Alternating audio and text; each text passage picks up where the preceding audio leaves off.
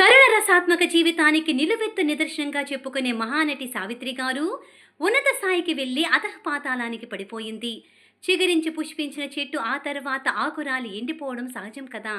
అలాగే సావిత్రి గారి జీవితం కూడా. ఆమెకు ఇద్దరు పిల్లలు. జమినీ గణేశన్ గారితో విడిపోయాక ఇద్దరు పిల్లలు ఆమెను బాగానే చూసుకున్నారని అనుకుంటాం. సావిత్రి గారు కూతురు విజయ చాముండేశ్వరిని మేనల్లుడికిచ్చి పెళ్లి చేసింది. జమిని ఈ పెళ్లికి రాకపోయినా ఆయన భార్య వచ్చింది. పెళ్లి ఘనంగా జరిగింది.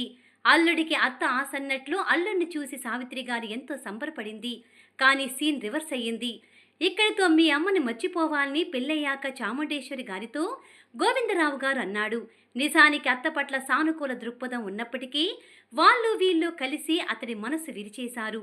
మీ అత్త పచ్చి తాగుబోతని, నోటికి ఎంతొస్తే అంతే అనేస్తుందని చాడీలు చెప్పడం వలన అతడిలో మార్పు వచ్చేసింది. ఇంటి గుమ్మం తొక్కనివ్వద్దని అల్లుడు ఆర్డర్ వేశాడు. పెళ్ళయ్యాక భర్త, పిల్లకు పెళ్ళయ్యాక కూతురు దూరం, లంకంత ఇల్లు చెప్తూ ఐటీ దాడులు, ఇలా సావిత్రి గారి జీవితంలో అన్ని కష్టాలే. 7 వారాల నగలు ఎలా పోయాయో ఎవరికీ తెలియదు. జీవితంలో ఒంటరిగా మిగిలిన సావిత్రి గారు అన్నానగర్లో 500 రూపాయల అద్దె ఇంటికి చేరారు. ఒకప్పుడు హబీబుల్లా రోడ్డు మొత్తం సావిత్రి గారిదే అన్నట్లు ఉండే వాతావరణం ఇలా మారిపోయింది. దేవదాసు మళ్ళీ పుట్టాడు వంటి సినిమాల్లో చిన్న చిన్న వేషాలు ఇస్తున్న సమయంలోనే ఆమెకు సన్మానం పెట్టి ఆహా ఓహో అంటూ పొగిడేశారు. మహానటి అంటూ ఆకాశానికి ఎత్తేయడంతో నేను మహానటినైతే నాకు వేషాలు ఎందుకు ఇవ్వడం లేదు, దేవత అంటున్నారు, అందుకేనా ఊరి చివరికి తరిమేశారు. కనీసం ఏడాదికి ఒక్కసారైనా జాతరకు వచ్చి చూస్తారు కదా, అలా కూడా చేయడం లేదని సావిత్రి గారు నిలదీసింది. ఆత్మలేండి మీలాంటి వాళ్ల కోసమా నేను ఆత్మకథ రాయాలని మండిపడింది.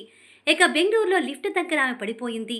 అప్పుడు సరైన వైద్యం అందించి ఉంటే బాగుండేది.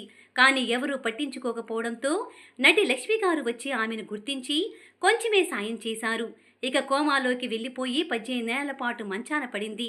మధ్య మధ్యలో జమినీ గణేష్ను వచ్చి చూడటమే తప్ప ఇంకెవరూ రాలేదు. కొందరు అభిమానులు డబ్బు పంపేవారట. జమున గారు తన పరపతిని ఉపయోగించి ఆదుకునే యత్నం చేసిందేమో కానీ ఇక ఎవరూ కన్నెత్తి చూడలేదు. కూతురు కూడా రాలేదు. ఎన్టీఆర్ గారు, అక్కినేని గారు వంటి వాళ్ళు కూడా అస్సలు పట్టించుకోలేదు.